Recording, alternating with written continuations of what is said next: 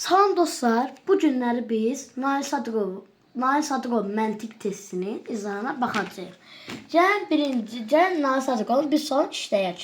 Monitor imtahan model suallarında. Nəzrin fikrini 3 rəqəmli ədəd tutub. Bu ədədin onluqlar mərtəbəsindəki vahidlərin sayı 4-ə bərabərdir. Bu bir dənə açar sözümüz.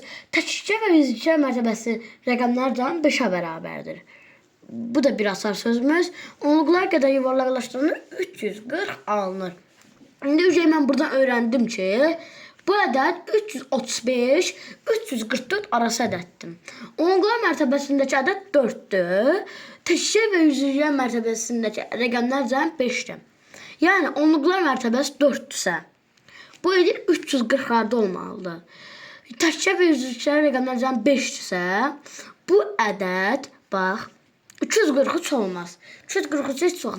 İstən yüzlüklərlə yuvarlaqlar 340 alınmaz. A deyil. B, C-yə baxaq. C 400 yuvarlaqlaşdırılır, heç çox 300 alınmaz. 324. 324-ün onluqlar və yüzlüklər mərtəbəsinin rəqəmləri cəmi 7. Burada bizə nə deyir? Bax, 5-dir. Burada B variantı 342 olacaq. Çünki yuvarlaqlaşanda, onluqlar qədər yuvarlaqlaşdırdıqda 4 alınır. Onluqlar mərtəbəsinin rəqəm 4-dür və təkcə yüzlüklər mərtəbəsinin rəqəmlərin cəmi 5-dir. B variantı. Çox sağ olun dostlar.